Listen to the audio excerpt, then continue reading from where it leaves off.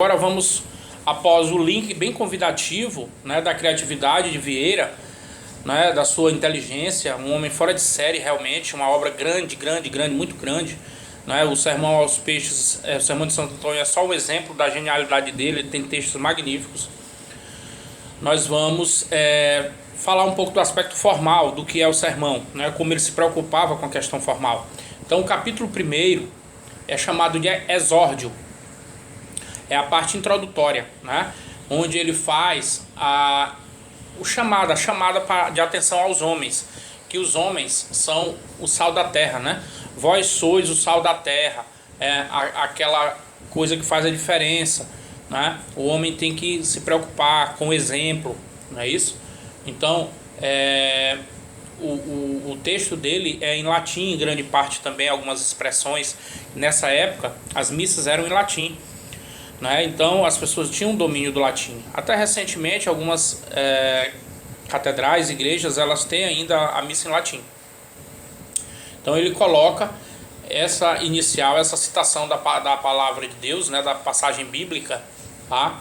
Que vós sois o sal da terra, segundo Jesus Cristo, né?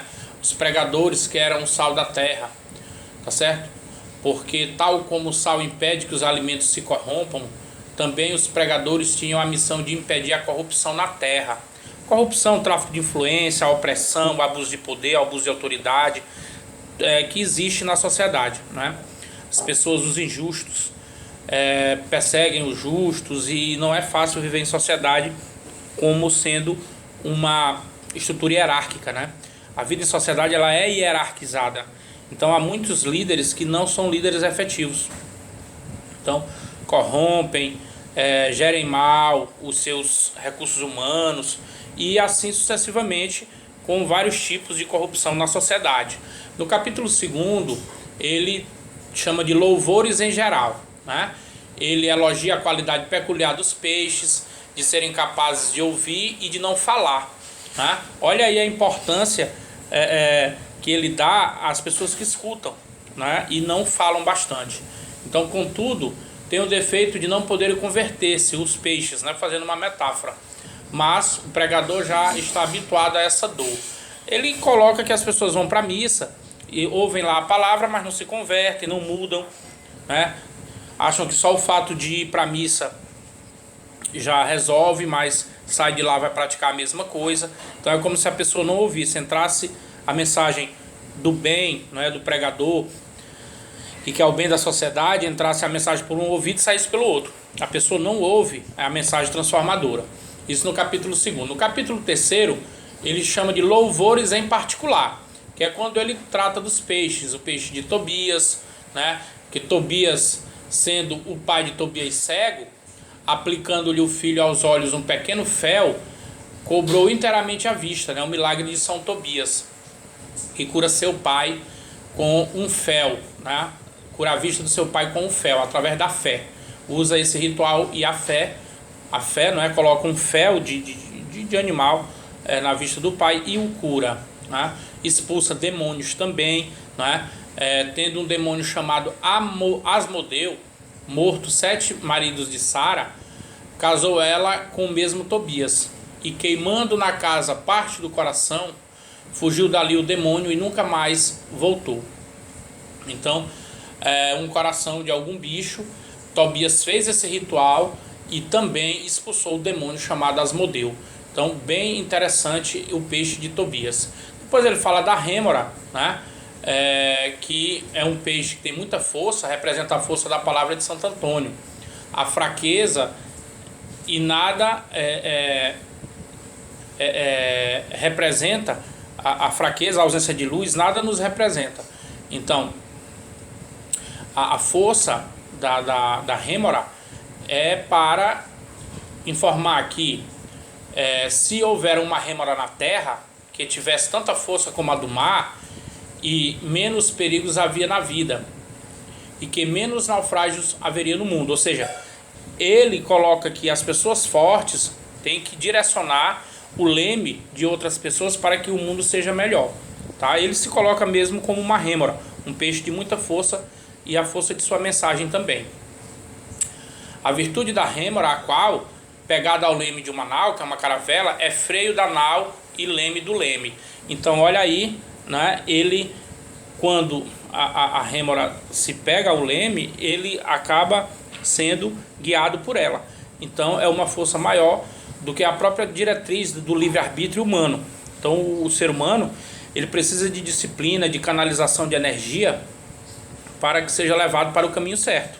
E ele coloca esse peixe rêmora com essa força, tá? Hoje nós estamos vivendo num mundo virtual, num mundo de fake news, de tecnologias que levam as crianças, os jovens, os adolescentes, os idosos ao caminho errado. Então a internet é comparada a uma rêmora, é uma força muito grande, né? E que pode levar a pessoa ao caminho que não seja tão bom. Então, muito cuidado, né, com essas forças da sociedade que levam as pessoas para o caminho errado. Então o torpedo, ele faz com que o braço do pescador trema, né? Ele dificulta ali aquela pescaria. Então ele coloca isso como uma virtude. Um peixe que tem uma força, ou uma pessoa que tem a força de tremer, não é, a algum tipo de inimigo, ou alguma pessoa que está se pondo como uma energia negativa. Tá? E o quatro olhos vê para cima e para baixo, né? O tralhoto representa a capacidade de distinguir o bem do mal, o céu e o inferno. Tem a vigilância e a prudência também, a providência, a velocidade, né? A pessoa que, sendo pequena, mas enxerga 4 vezes mais e é bem rápido e acaba escapando do mal por isso, por essa atenção, por essa astúcia de ter 4 olhos, enxerga para cima, enxerga para baixo, não é? E acaba se livrando, como ele mesmo diz, dos peixes do mar e das aves que não são do mar. Então, o 4 olhos, ele faz com que ele destaque esse peixinho, que é um peixe pequenininho, o tralhoto, que você tendo fé, com o uso da razão, olhando diretamente para cima, né, e para baixo com cuidado, sabendo por onde anda, considerando que há céu e que há também inferno, né, há bem e há mal, você vai pelo caminho certo, o caminho da sisudez, da prudência e o caminho da razão. Tá? Com fé e com prudência, seguindo a palavra de Deus. Não esquecer que ele é um padre, tá? Então, usando sempre as Sagradas Escrituras, levando o ser humano sempre ao céu e não ao inferno, tá certo? Saindo das tentações. No capítulo 4, repreensões em geral. Ele repreende bastante, né, as pessoas que são pecadoras, nomeadamente os pecados capitais, né, comer demais, a gula, a preguiça, né, a ira, a raiva, a luxúria, o excesso de luxo, a prostituição, tá certo? Ele usa bastante esses 7 pares de animais puros para demonstrar esses pecados que são os pecados capitais, os pecados da cidade grande, da cidade em geral, né, da zona urbana, que são os 7 pecados capitais que nós devemos evitar, né? O sedentarismo, a ociosidade, a preguiça, né? Nós temos a ira, a raiva, que faz mal ao coração, infarta, a pessoa adoece.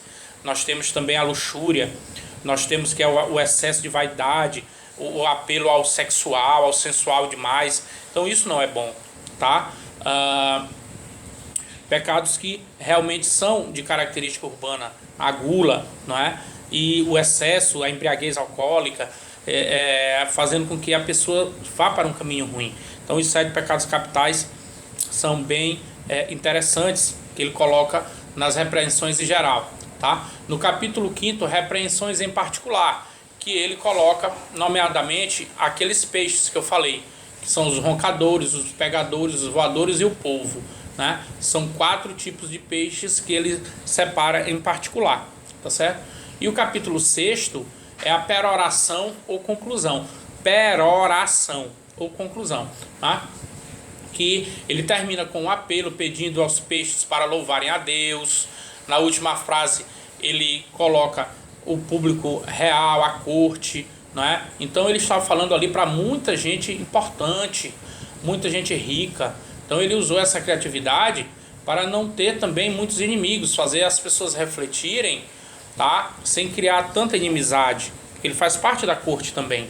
Então uma maneira bem inteligente de a pessoa ir para uma missa dessa, ouvir um sermão desse, sai de lá purificado, tentando se purificar, tentando sair melhor, um cristão melhor, né? Amar o próximo como a si mesmo e defender lá na sociedade, quando sair da missa voltar para a sociedade, os valores cristãos, os valores que norteiam, não é? O direito, a sociedade humana do Ocidente, que é a nossa sociedade brasileira, tá certo? Então uma obra fantástica que na aula de hoje nós destacamos, tá certo? Peço a todos que leiam os fragmentos que tem na nossa lousa virtual, que o link vai estar colocado lá também, e escutem esses áudios da aula de hoje, tá certo? Um forte abraço, estamos no Zap também, no WhatsApp do grupo e no privado, tá bom? Um grande abraço, boa noite.